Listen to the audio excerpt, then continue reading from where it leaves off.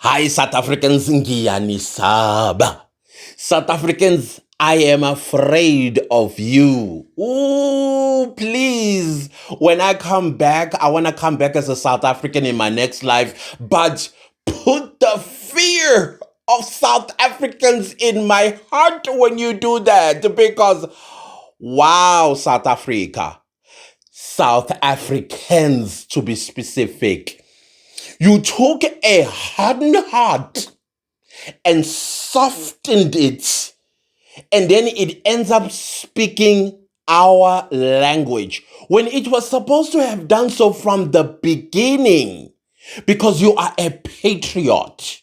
And patriots looked at you and said, "Oh, you want to go represent us in government? Please, we are going to vote for you."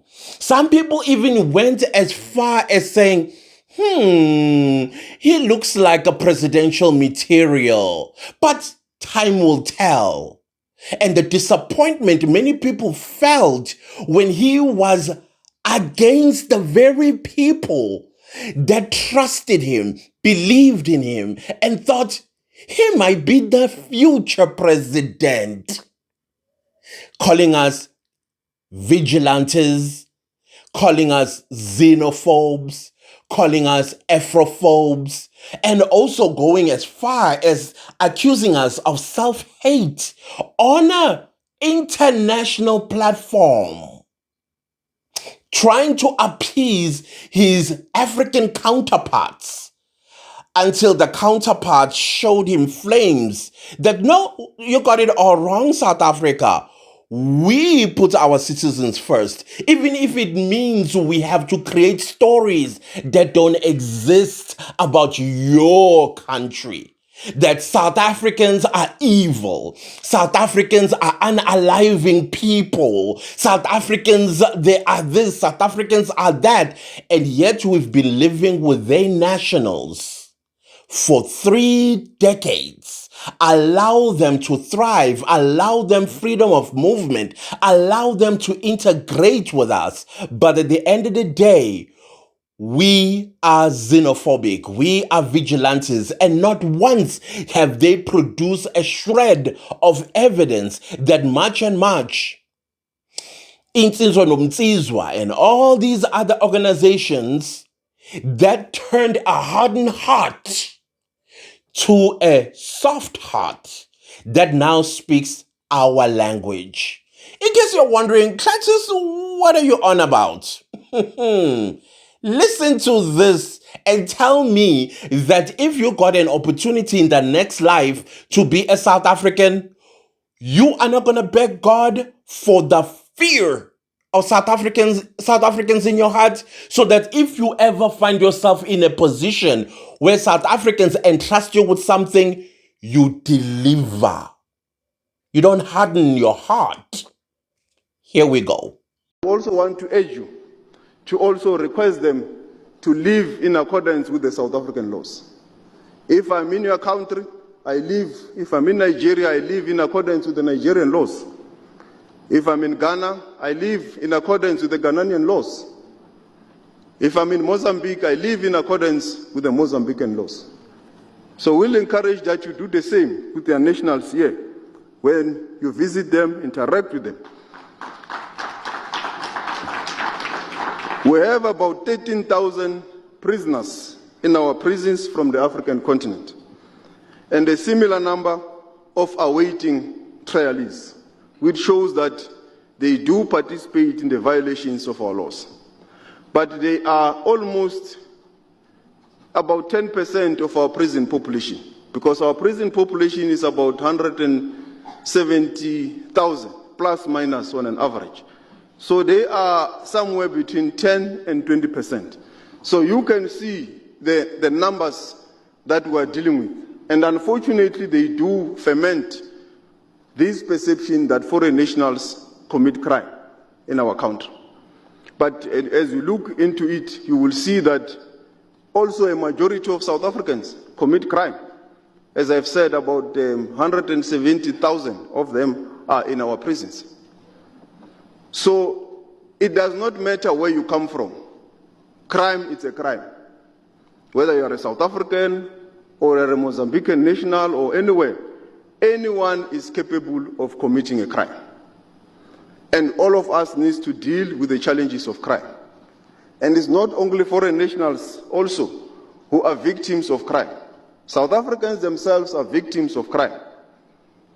And it's something that the South African government is responding to and it is dealing with. We will need your support. Migration has always been part of South Africa's story and heritage. Our mines, farms, cities, and industries were built by generations of migrant workers from across Southern Africa and within South Africa itself. This is the reason why our young democracy approach migration. Well, it is a bit of a long video, but the rest of it, I'm going to post it at the end of this video. But do you see, guys, do you see what we've been asking for from our government? Because Ronald Lamola is the eye, the ears and the eyes, the feet, the entire body of South Africa. He is the face of South Africa on the international stage. Before the president knows anything, he must first know what's up. He needs to know what's up first before the president. And so when our mouthpiece, our face, our representative on the international stage is against his own people, he believes in propaganda. He believes in AI videos that are tarnishing the global image. And the operative word here is global because he's Minister of Foreign Affairs. And he is taking all of that and he is spreading it on the international community. Of course, all the other diplomats and other countries are going to believe him over us. They're going to believe everything, every word that comes out of his mouth has a consequence for South Africa. It either creates a very huge wave that you can surf on, or it's flatland that you cannot do anything about. He did not think about all of these things until his colleagues or counterparts, especially the Ghanaian Minister of Foreign Affairs, decided to take up a campaign of tarnishing, like literally tarnishing the image or the global image of South Africa. And yet South Africans keep telling him, wait a minute, sir, what are you talking about? This is not the Ghanaians we've loved all these years. Why is it doing this? Because it received a brown envelope from Is Not Real. That's why. And then because Ronald Lamola is the spearhead of the ICJ case, he's like, I see. That is why now he's speaking our language. He took off the gloves, Ronald Lamola. This is how we were supposed to speak from the beginning. He was supposed to tell his counterparts, listen, South Africa is a sovereignty, and it is my duty as the Minister of Foreign Affairs to ensure that that sovereignty is intact. He compromised it by calling his own fellow citizens, his own fellow South Africans, vigilantes, xenophobic, Afrophobic, and all these other phobias that we still don't understand. Where is it coming from? All that South Africans asked for was, can the law be followed? Boom, we are xenophobic. For asking for the law to be followed. He is the one now who's saying the law is the law. And I'm like, yeah, your masters of law should have always told you that, Mr. Ronald Lamola. You are not just a Minister of Foreign Affairs, but you are also one of the most educated ministers in this cabinet. You hold an LLM. And when a crime, maybe you understand it with an idiom, if it looks like a duck, flies like a duck, and quacks like a duck, it is a duck. That's the law. The law is the law. But no. I want to please these people that hate us, because that's what it is. Africans hate South Africans. You cannot run away from that fact. Africans hate South Africans. Yeah, maybe not all of them. But it looks like the majority of them hate us, which also spill, of course, to their own leaders in Ghana and Nigeria. They keep saying things that don't exist. Violence, violence. Where is it? They never produce evidence, but they want the world to know that South Africans are violent towards Nigerians. South Africans are violent towards Ghanaians. But when you ask for a shred of evidence, who are the people that were injured out of the peaceful protests? They can't show you. And then they realize that, oh, you're asking legitimate questions that really need evidence. We helped you during apartheid. There's some bimbo, the ambassador of Nigeria to South Africa. If it goes like, oh, Nigeria sacrificed a lot. We sacrificed a lot. We sacrificed a lot for South Africa. We didn't even eat lunch. We didn't eat lunch. Nigeria is not happy because Nigeria has sacrificed much for the South African struggle for independence. Nigeria sacrificed quite a lot, committed funds, committed resources to aid South Africa. In schools, seats were reserved for South African students. My own generation, we carried placards. We demonstrated in front of South African assets.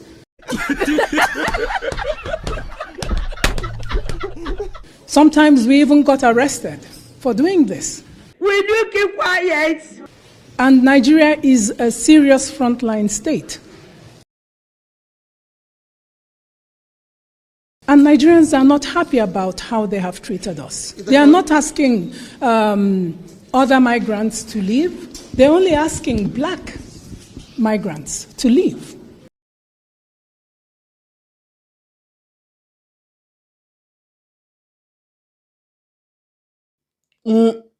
We ask again for receipts. We ask again for evidence. You cannot suck things out of your thumb and think it's going to be accepted as the gospel truth.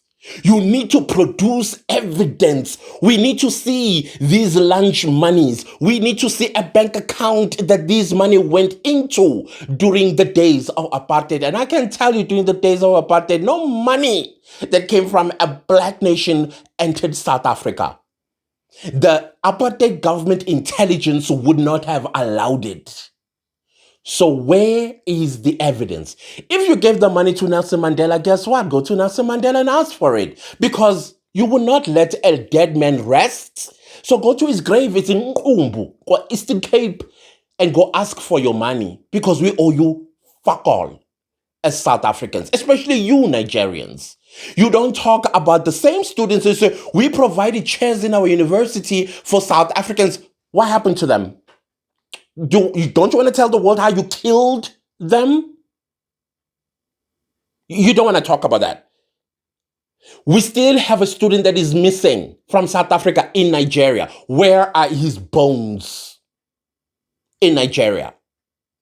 Don't come and tell us nonsense here. In fact, you owe us more than whatever imaginary thing that you think we owe you. So Nigeria helped a lot in South Africa. And this is shut up. We owe you nothing. We owe you nothing. I'm talking to the ambassador of Nigeria to South Africa. You people are disrespectful and you want to spread mis and disinformation to the world. Let me tell you something. We are not going to allow that. We know our history. We know who helped South Africans, and the funny part about them, they are quiet. We are asking their illegal nationals to leave South Africa. But those countries that actually helped us, they are not making a noise about apartheid and how they helped us. You know, if they did, yeah, we'll acknowledge it, because we know. But Nigeria, you want to propagate this into the truth, it's not going to happen. We reject it, we resist it, and it's not going to happen. It's not going to happen. But anyway, South Africans, all I want you to say here is, Because of our patriotism to this country, our jealousy for our country, we managed to turn Ronald Lamola, who was hardened by propaganda by his own colleagues, to now submitting to the realities that his counterparts nationals are doing to South Africa and the rule of law of this country that they are dismantling because they want South Africa to be a failed state just like their own. Ronald Lamola finally sees the light. I get it. It's pressure. It is pressure. And South Africans do not stop putting pressure. Press the boot. Press the boot even harder until they say, I can't breathe. If you can't stand the heat in the kitchen, then get out. Get out. Because illegal foreigners in South Africa are not going to be comfortable. And Ronald Lamola, you see this language? He now needs to disseminate it to all illegal foreigners in South Africa so that they know their stance. Now, one thing that's left with Mr. Ronald Lamola, a deadline. Put a deadline. By when should all illegal foreigners to leave South Africa? Which date they should be gone? Failure. What will happen? Because what I would like to see is them being hunted down, door to door, house to house, apartment to apartment, building to building, you name it. Do like a fine comb. Do a fine comb. Did you see what the Malawians did to your government, Mr. Ronald Lamola? Embarrassed you. The Malawians in Sherwood embarrassed this government by attacking the police. Do you see that they don't know what the law is? They don't know what law is. The only time they understand the law is when they are back in their country, because they wouldn't dare do what they did to our police officers in their country. Get a little bit harder on them. Send an order that's going to put fear in their souls and they leave South Africa. Anyways, fellow South Africans, like I said, Giansaba. How? South Africans, I'm afraid of you. But well done. Well done. Anyways, here's the rest of Ronald Lamola's speech. I'm impressed, but I'm not holding my breath. Time will tell. Put a deadline, Mr. Ronald Lamola. A deadline to your counterparts. Goodbye. Migration has always been part of South Africa's story and heritage. Our mines, farms, cities, and industries were built by generations of migrant workers from across Southern Africa and within South Africa itself. This is the reason why our young democracy approached migration with an unwavering humanitarian and pan-African commitment. We enshrined in the Constitution the rights of migrants, acceded to international convention protecting migrants and refugees, restored citizenship to people whom it was arbitrarily denied, and dismantled racist policies that had favored white migrants from neighboring countries and further afield. We also removed barriers that had dangerously separated South Africa from its neighbors. 3 decades later, we remain committed to that humanitarian and pan-African vision, an open society governed by law, anchored in human dignity, and attentive to legitimate needs of its people. But we are also aware that we cannot manage this challenge alone. We must work with our neighbors in the region and the broader continent to address the root causes driving the flow of movement into South Africa. That means ending conflict and persecution, building productive economies, creating jobs for young people, and deepening regional integration. And I also implore you as members of parliament in your parliaments, to measure your own executives. How far are we going with regional integration? The Africa Free Trade Area and cross-border economic zones, because these zones and the Africa Free Trade Area will be a great opportunity for us to grow the African economy, to create jobs in all parts of the continent.